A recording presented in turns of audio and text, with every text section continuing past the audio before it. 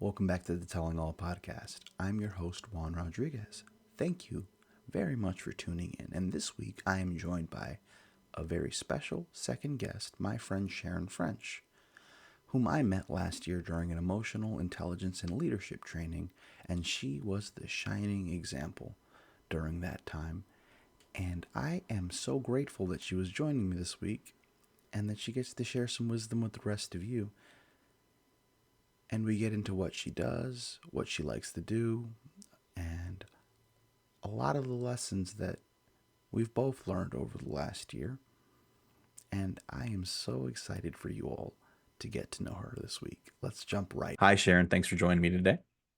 Hello. Thank you for having me. My pleasure. How are you today? I am fantastic. I'm very well. Thank you. Okay. Sharon, we've been friends for about a year now, and you are a owner-operator. You're a tour operator down in the Bahamas. Which island is that?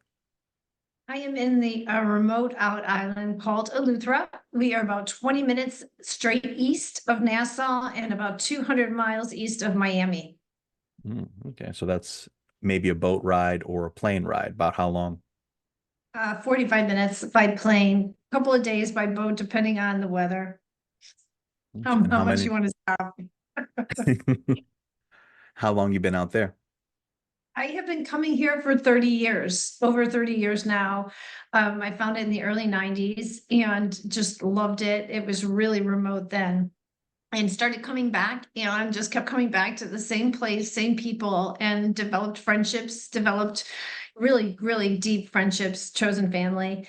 And then in 2006, I bought land and waited for my daughter to get done with college. I went up to the Bell course. You can't you can't get money here like for construction loans. So it's called like the Bahamian build, where you just kind of throw money in it. So typically you go up to the Bell course, which I did, and then I capped it and waited till my daughter was done with college. And then in 2014, I came over to put the windows, the roof, and the doors on, and was offered a job and have not left. So it was a year job, and I thought, well, what the hell, why not? For a year, stay and get paid to finish it, work on the weekends, and then I didn't leave. So it sounds like you discovered the place, you found some great people, and you kind of decided to set some roots down. And it took a little time between '06 and 2014 between the building and putting everything in, but you haven't left. And do you have any plans of leaving anytime soon? I have been looking at that option now that I have I'm looking at, because I love traveling. And this was kind of something I had been, when Disney bought land here, and they bought in a remote area of Eleuthera, very far south, the furthest southeast point you can drive to on the tip of the Eleuthera is where Disney bought. And when they did that, I knew that there was going to be a huge opportunity here for people that would know how to operate tours. So I started a couple of years ago training people to give opportunity, because South Eleuthera has been so impoverished for so long that there just isn't, and there wasn't a lot of tourism here. Most all the tourism is up north near Harbor Island. And so I started during the pandemic. I was hired by the government to create business plans with Bahamians. They went to the World Bank and borrowed 250 million, and they pumped 50 million in grants back into the economy, but you had to have a business plan. And so I started working with a lot of Bahamians. I was hired and did that for a couple of years until guests started coming back, and then went back into Eleuthera Outdoor Center, was the outdoor center that we opened here. I think it was like August of 2019. But it allowed us to sit and really get grounded in, as far as, the signs and Google AdWords and things that helped us, create the business and really get grounded into. And we are the largest tour operator as far as location. We do North, Central, and South Eleuthera boat, paddle, snorkel, and fishing tours. And so in 2021, 22 guests started coming back, and that got really busy. So I stopped doing, it was the Small Business Development Center was the job I was doing with the business plans, and went back into tourism. And then meanwhile, Disney started building, and last November approached us as being one of the lead operators at their site. So it sounds like you saw opportunity for growth and to help the island out, not only by starting a business and working on the island, but also lending your expertise to the other natives and trying to help them develop business plans to get in on those grants. And Disney, I mean, wherever they are, the money comes and the tourism comes. And you say they approached you last November. I was around for that. How's that process been for you? It's been, it's been a process. And again, like we both met at the training, I was still thinking small. Like I Mhm. was like, okay, one tour. Oh my gosh, if I get a tour, I'll be so lucky, and blah blah blah. And so it really expanded my horizon when I started seeing the opportunity and how many tours we could be doing, and the scope of what we could be doing. So that has really been the biggest thing. So in November we approached them with a couple of tours that then morphed into, because we know the waters down there, so they asked us on site.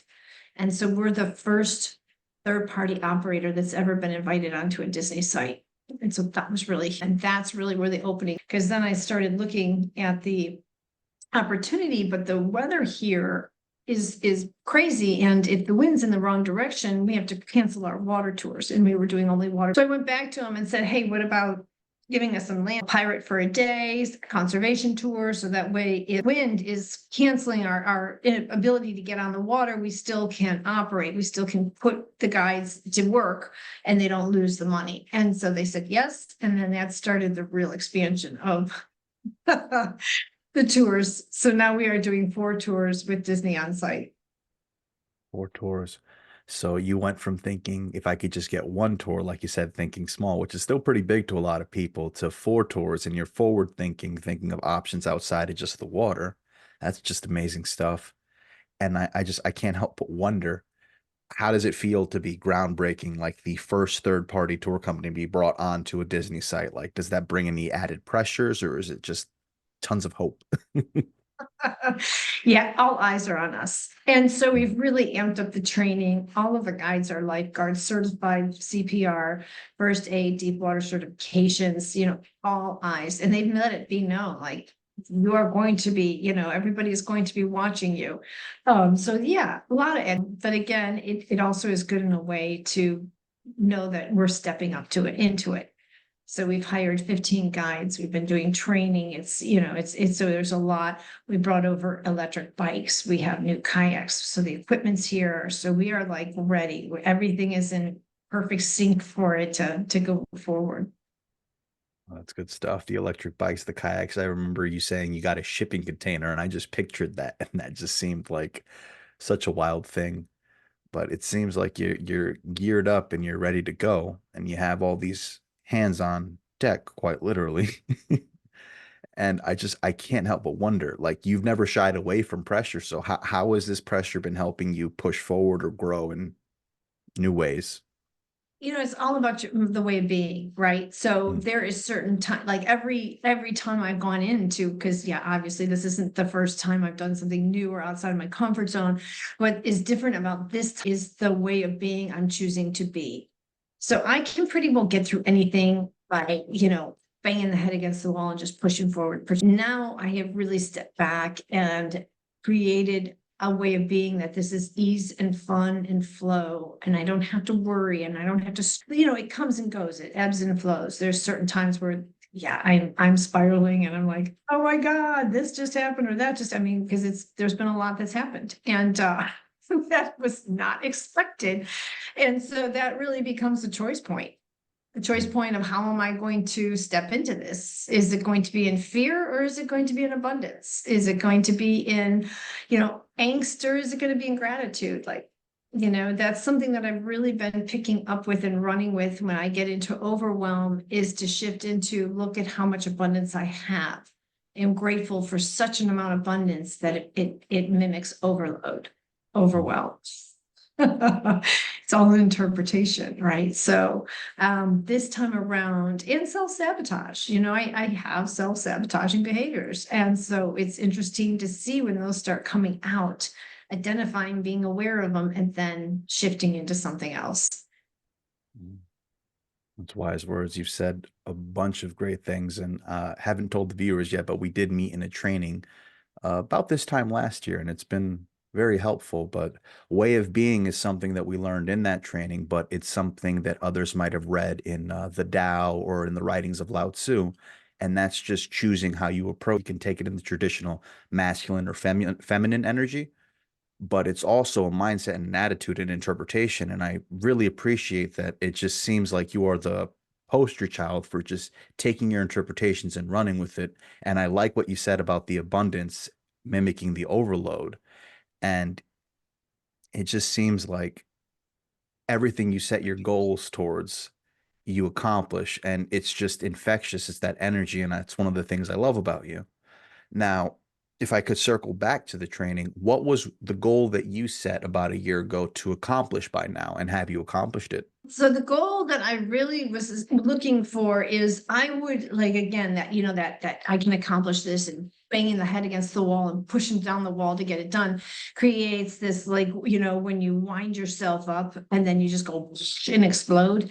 And that was really what the emotional intelligence piece that I was looking at, that I didn't want to keep exerting. And I had never really been in charge of a team before. So my team building skills were ZIL. Didn't really know if I even had them or how to go about building a team, leading a team, being part of a team. And that was really what got me into next level trainings, the trainings and then it just ended up being so much more when I started understanding what was blocking me, and the that self-sabotage I was talking about before, ways of being that I had brought with me for my whole life, didn't see them, didn't realize that what they were doing, and then being able. So the goal has been to shift into those. It's a process. Like, what's my next cut? It's always the next, how far can I take it, or how, but it definitely has better days than others, right? I mean, it's not like I've gotten anywhere, like I'm not there. I wish. Maybe, I think when we're dead, right? That's kind of the when we're there. Besides that, it's just keep learning, keep shifting that mindset. That's really the awareness of thought. That's the choice point that, but sometimes it's like it depends on the day, and my energy and what I've eaten and slept, and Good stuff. So it sounds like the biggest thing for you was kind of discovering your self-sabotaging behaviors and kind of all these things that you told yourself that you couldn't do. And now here it is a year later, and you're on the other side and you're just doing better and better and making better choices. And like you said, there's all these factors. I guess my biggest question for me would be, for you, pardon me, would be I was there when that lightning struck, when the switch flipped and you kind of just got it. And I'll tell you what, if you hadn't told me you'd never been a part of a team or led a team, I would not have guessed that about you. What was your biggest hurdle that, you kind of overcame when that lightning struck, so to speak, where you kind of got it? Do you remember? self-doubt. It was Self-doubt? all self-doubt. Like, I just had to, I don't know if you remember, but like every day I'd be like, hi, I'm Sharon. I'm all in. I'm Mm, all in. Wait, I don't remember that, but I would just mm, keep saying it until I like it soaked into my brain that I was just not, that doubt of, doubt of what I'm doing, doubt if I'm doing good enough, doubt of blah, blah, blah, blah, the monkey mind going, and so that all in comment just kept me coming back to, I am all in. I'm all in. I'm not going to question this. I'm going to trust the process. I am going for it. And that was the shift. That was the choice point that put me forward into not looking back, not questioning, not, really just going all in, mm. and with a beginner's mind. Because I've done a lot of stuff, I've done a lot of meditation. I've done other trainings. It was coming at it, not knowing, humble curiosity, not, oh, I've done that, and this is going to happen, or letting all that go. It's good stuff. That humble curiosity is something that I love. I love the beginner. They say that there's a fool at the beginning of every journey and also at the end. And I enjoy being that fool. And I like learning and asking questions from people that know more than me. And I just wanted to express how grateful I was to be on the same team as you, because you getting over that self doubt actually showed me that it was possible in real time. and just seeing you shift and kind of just step into yourself and go all in the context of the training, that's just all in for yourself and your results and your transformation. And it's just been an inspiration. And I'm just very grateful to have met you and befriended you. And I suppose, aside from the self doubt, what were some of your other key takeaways just in that 3 months or in the last year? Anything that you weren't grateful for in the moment that perhaps in hindsight you're actually glad happened? Oh my gosh, so much, so much. The that when somebody's doing something, they're not doing it to me. Like Mm, it's their shit. And it's like the simple thing like that that I understood in my head, but it wasn't in my heart yet. And so I was still reacting.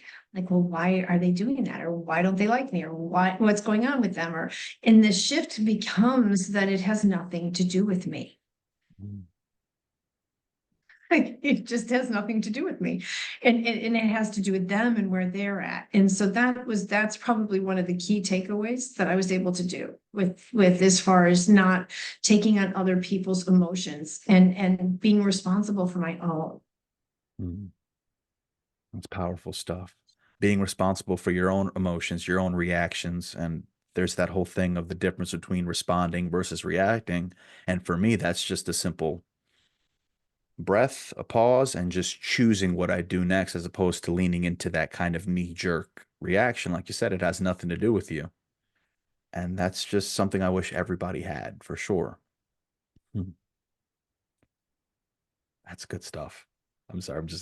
You're just killing it. And I watched you also in real time get it. Mm, So it's not just me. I watched you have those epiphanies and be able to see what was going on, and the shift of when you went all in and that shift of it happening and coaching others and and being a leader on the team for the other guys that weren't, who were still struggling.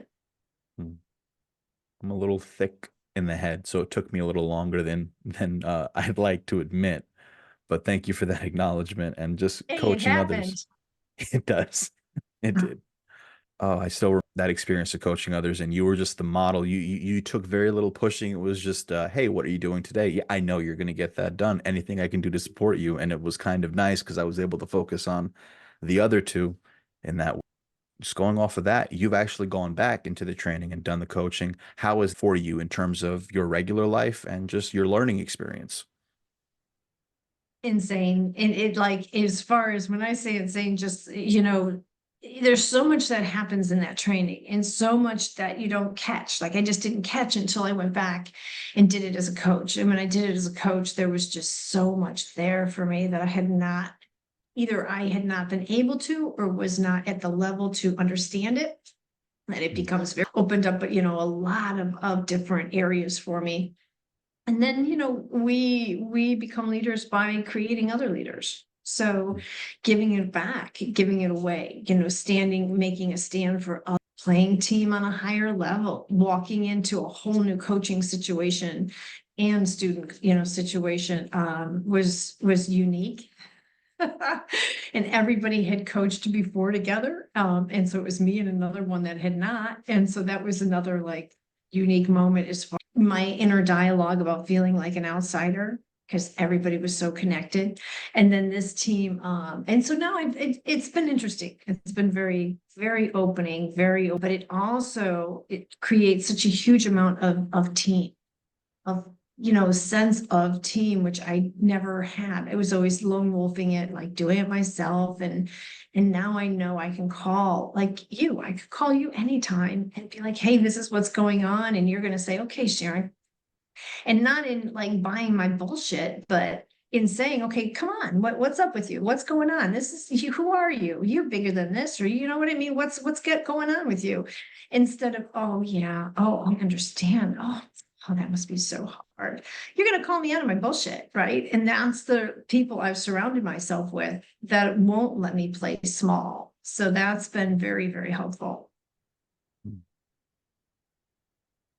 I'm glad that you have that and that you found that and you were able to get out of that being on the outside, even going back in. And I would hope that you do call me on the days where you need to And I always invite you to because, like you said, it's always done with love. It's the I'm going to listen, call you on the bullshit, but it's always the missing piece for me was just following it through with love and having that underlined and just knowing that it's always coming from a place of support. That's just great. And I'm glad that you've had all these unique experiences. And I wonder, is there anything that you thought you learned the first time around that actually hit home once you went back to coach? Oh, so much. Like I don't want to go into the exercises in the training because I don't want to give anything away. There was a couple of exercises that I just didn't grasp the first time around that I understood that that's how I was playing my life. The second time around, watching the other students go through it and watching them play it, and then you can really observe and be like, oh, Mm, oh, so much as far helping others, as a way of life, as a way of being too, standing in their greatness. And then for the people that looked at me and said, Sharon, when are you going to quit playing small? Being that reflection back. And the other really interesting thing is anything that's going on in the team is going on in me. mm, So, you have a team of leaders, of coaches that are coaching this team of students, and whatever you're seeing show up in the students is coming and inside the coaches. Like it's mm, really interesting when you're leaving how that filters out, how it's kind of like the parents, you're teaching and you're creating this reality from your own, thoughts and being. And so that when you're saying, oh, the students are like, they're not talkative or they're not, they're not playing team or whatever it is, it's because it's happening over here. And so when you look, it's always about looking at myself. mm, I'm source. Where can I be team? Where can I play that? If I want love, where can I give love? If I want, something in my life, then where can I give it? That's really the takeaway that I learned in coaching. for sure. That's a good takeaway. That's mm, I want to lick my fingers. That's just, it's just, Yeah. Be what you want. Be it. mm, Like yeah. it's not about trying to figure out how to get it or where it's at or be it. Just be love, be support, be abundance. And then that's how it comes back. That when you're at that vibrational level, then the universe, it just comes in. Yeah, so it's a lot of not quite law of attraction, but what you put out, you get back. And it seems like you grasp the nature of the exercises, the second time around, which is great. And it seems as though much like the training in life, it's just reflections. So you see the reflections of your own dysfunction or your own successes in your students, and it reflects the team of seniors or coaches in these experiences. My question would be, how did this process help you with your own life, building the business and things of that nature? Absolutely. Laid it right on my life. Oh my Mm, gosh. So the first time around again was just expanding, learning about the expansion, getting the contracts. And then during coaching is when I really started creating the tours, really started expanding them, started understanding possibility and how to grow into a bigger version of myself. And now I'm in the third time around and where I'm captaining support training to lead a team. And it was perfect timing for what I'm doing, creating a team here. mm, So my goal is to have a fun, creative, safe company that produces great tours, spectacular tours, and a manager to replace myself with by August 1st. So it's not just about me running it, it's about me finding somebody to run it so I can step back and start doing the things that I want to do in my life. mm, I just travel, just do not work is hard because it's been a lot of, I don't want to say a lot of work, but it's been a lot of energy expenditure getting things the way it is. And that's something too that I've been looking at and saying, well, what if it wasn't? What if it didn't have to be? What if that was a story I created in my mind? What would it look like if it flowed to me with ease and grace? That would be something. mm, That would be something different. So it's again that next cut. How can I keep on looking at what's going on and shift my ways of being around it? mm. That's good stuff. So just looking for that next cut and asking yourself those questions like, what would it look like if it could be that easy is kind of helping you align and get closer and closer to that making it a reality. And I just want to acknowledge you. I'm just, I keep saying inspired, but I'm very proud of you for making that a reality and just building this baby up and then now having it almost ready to be run without you in such a major role. What's the first place you want to travel to once you get it to that point? Well, I would like to travel for 3 or 4 months at a time. So there Mm, would probably be, and I never, when I travel now, one of the things I do is I buy a one-way ticket. So since about 2016, I was hit head on in a car accident with a guest that was driving on the wrong side of the road. And it was, it was a good year to a year and a half rehabilitation to learn how to walk again. And so yeah, spent 3 months living in a rehabilitation center learning. And I came back to Eleuthera and ended up doing a lot of my rehab here in the ocean. And so what I did was really decided that anything in my life that wasn't working needed to leave, needed to get out. Like it brought a huge sense of urgency that this is it. Like when things like that happen and you wake up one day and you're in a hospital bed and you can't walk, it really brings in home how precious this life is and how quick it goes by. And so when I was to walk, swim, dive again and then I started saying, I want to travel. I've always wanted to travel the world. And so the first year when the hurricanes come here, everyone leaves, all the guests leave. So there's really no business. 5 years ago, 6 years ago now, maybe six, I doing epic trips. And the first year I went to Cambodia, Vietnam, and Thailand for 2 months. mm, But I was still like planning everything, my planner mind. I got to plan everything. And then I started really doing like the art of travel and reading some books that was like, hey, if you're present, get up in the morning and figure out what you want to do. And so over time, over the years, doing different things, I have now gotten down where I just literally buy a one-way ticket, nothing planned. I might plan the first nights, depending on how far, if it's Europe, and I need to sleep that night or whatever. But then I get up in the morning and I figure out where I'm going to go and what I'm going to do. And it allows me such a freedom. Like I did this with Greece a couple of years ago, and I ended up not liking the islands that I went to. Like I live on an island, right? And it wasn't as friendly and, whatever stories I had, but I always wanted to see Venice. And so I literally was like, okay, I'm out of here and went and traveled by train through Italy and ended up in Venice and then went down south into Bari. And it was just such a great experience. So that's really how I like to travel now, is without a plan. Bali keeps, Indonesia is what is a couple of, Australia, New Zealand, Indonesia. That whole area is something that I want to explore. And then Norway, Sweden, Denmark, that area is another area that I have not explored that I want to explore. it's good stuff. So it sounds like that accident was kind of a watershed moment for you, and you realized just how precious your time was and that you had to get up and get going. I can empathize with that. And I like the going from the itinerary to kind of just wake up and take it day by day. That is just such a unique way to go about it. And you don't hear too many people doing that.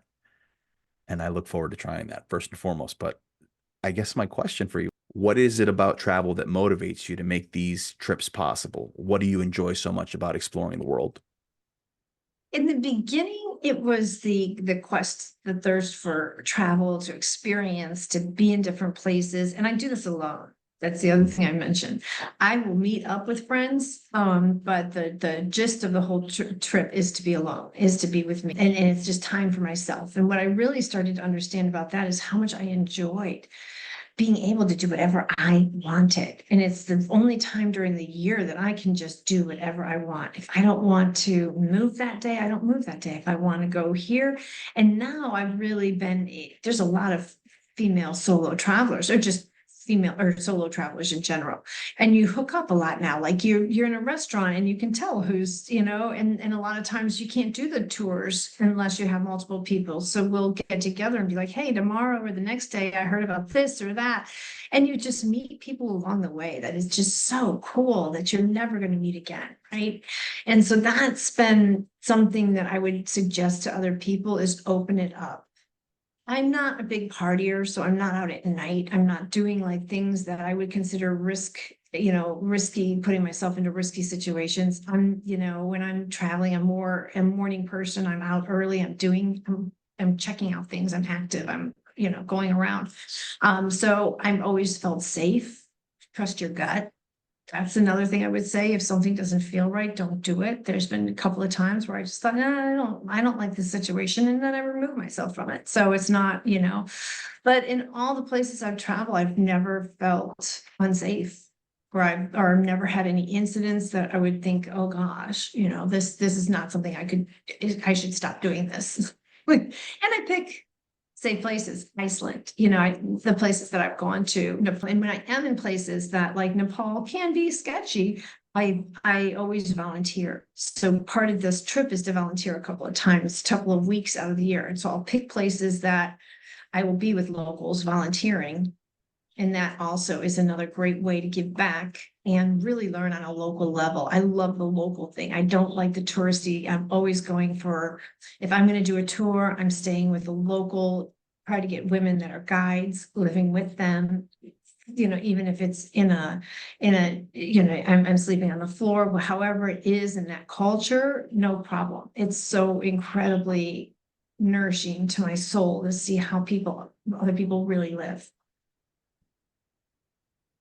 So you take these trips for yourself to kind of reconnect after, especially a full year. You go away for the hurricane season. You kind of focus inward on yourself.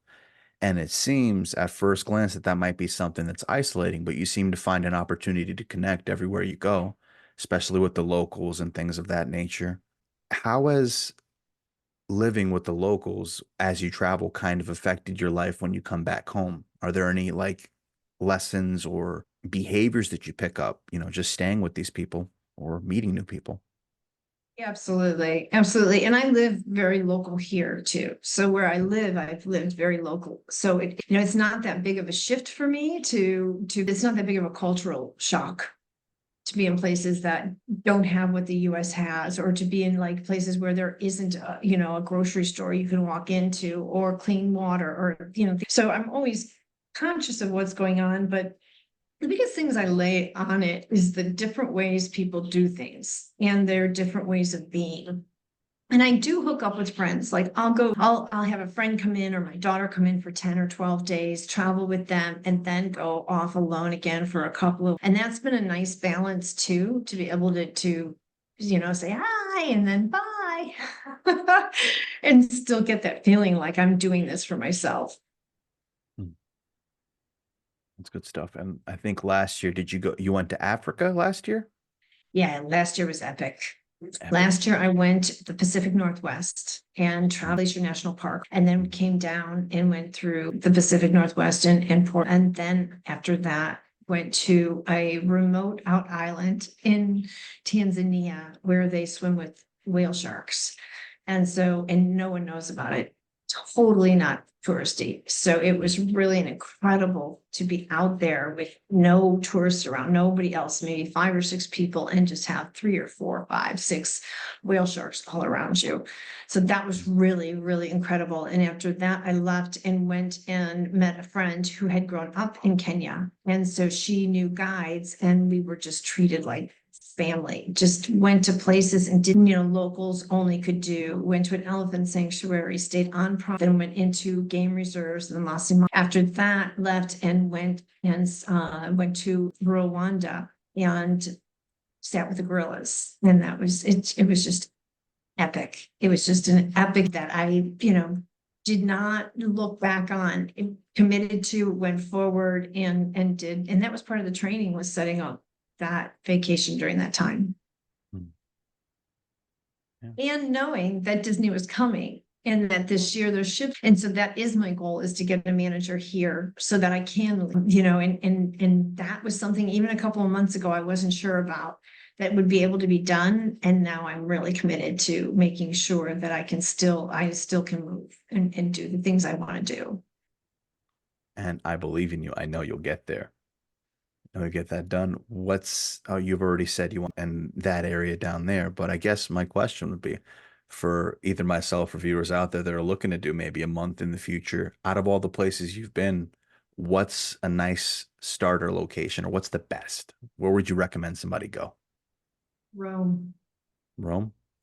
It's Hmm. a great in and out. If you're going to be in that area, like if you want to check out Europe, Rome has the best food. I mean, I just had such a great time in Rome.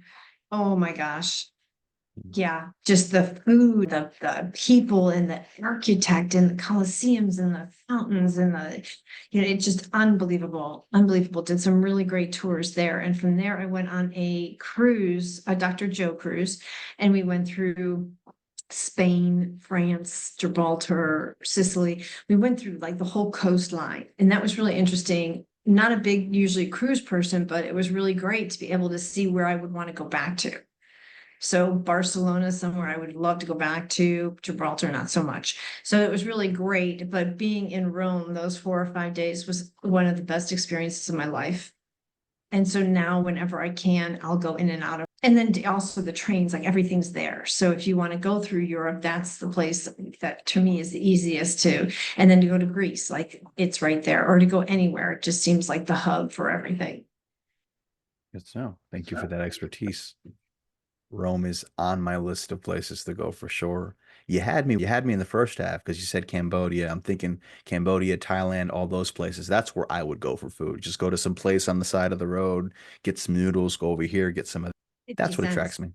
50 50 cents? cents for like, oh my God, the best ramen noodles you'll ever have. Like that was really, oh, and the in Thailand and Cambodia, Vietnam, the foot massage, any massage really, but you can have like an hour massage for like $2 or $3. It is like the best thing ever.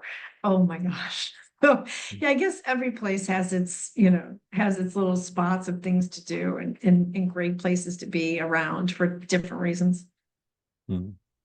Well, if you want leisure, food and massages sounds like the place to start for sure. Exactly, exactly. I really appreciate you taking the time, really. Oh, no problem. No problem. I Mm, love talking to you. It's been great. mm. I just love this. It's just so we've gone literally from the tours to the training to the travel. I'm trying to think of taking this because I'm the theme of the podcast is basically gratitude. So I start with why I'm grateful for you, and I started with the story of how like the shift and noticing it and it being possible. And I have a structure here. I get all these prompts, but it's just been so natural that I don't need to rely on them. And it's a fucking treat, Sharon, is all I gotta say. It's a fucking treat Oh, talking to you. good. I'm so happy. That makes me Oh. very happy. Mhm. Oh. And I'm smiling, which is pretty bad because I don't do that. I do that, but you know what I mean? It's just it feels good talking to you and it feels natural. I'm just so glad you're doing so well and everything's going well for you. And I'm rooting for you is my point. Thank you. Thank you. I appreciate that. Mhm. It's been a life lesson. There's just been a lot of learning going on, especially in the last year. Mhm. In the last year, I've come across a whole bunch of lessons, and there'll be a little logo saying toward telling assorted life lessons. That's the name of the podcast. I guess my next question would be jumping back into character. If you had to narrow it down, maybe one or two, what's your biggest life lesson that you've learned just in the last year? Biggest life lesson. That I'm worthy. Ooh. Yes, you are. All love comes from self-love. Mm, I mean, you can't give away what you don't have. And so really that's been I'm worthy of these tours. I'm worthy of playing big. I'm worthy of the things in my life that I have that, I always was not making excuses for them, but almost, like I had to work hard, play hard. Like that's the mentality that I grew up with. And it's just a mindset. That's not reality. I like that. Knowing that the differences between reality and your mindset are so many. But not only that, just knowing that you're worthy, that's something that people go their whole lives without ever trying to acknowledge or accept. And you are worthy. And I don't like to tie results to worth, but your results prove that you are worthy. And just having that mindset and just lighting up and attracting these things to you just by putting that love out there is just It's When magical. I'm source, I mean, I am Mm, source. Like that mm, was always like anything now that I shift or I'm blaming or I'm looking outward is that's where the resistance is. Like that's where the rubber hits the road. I am either source or I am not. I am either a victim or I am, you know, the cause. I'm either the problem or I'm the solution. mm, That's probably the biggest shift for me. mm. Now going back to that choice point and just getting to decide which one it is. Uh, That's it, the source. I had to sit back. I'm letting that. For me, I learned those lessons and you forget them and then you re-remember them and you relearn them. And it's just nice to have that reinforcement for sure. How powerful we are. Mhm, for sure. So I think that's a great lesson. Just knowing that you're worthy and that love comes from self-love and you can't give away what you don't have. I mean, that's just chef's kiss. That's good stuff. So you're located on the island of Eleuthera, which I know how to spell now.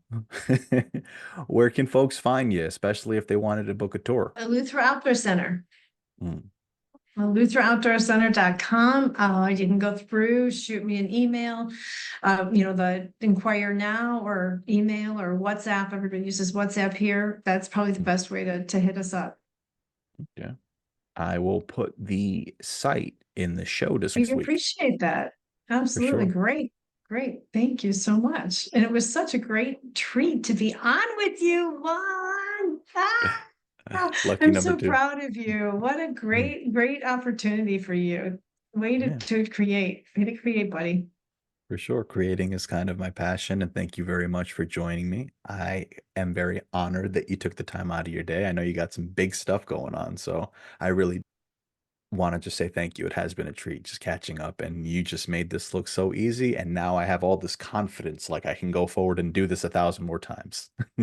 You can. You are. Yes. Well, it was so great seeing. Mm, But yeah, thank you, Juan. I really appreciate it. mm. Good stuff. I really appreciate you. Awesome. Thanks, buddy. All right. Thanks a lot. I love you. Love you too. Bye.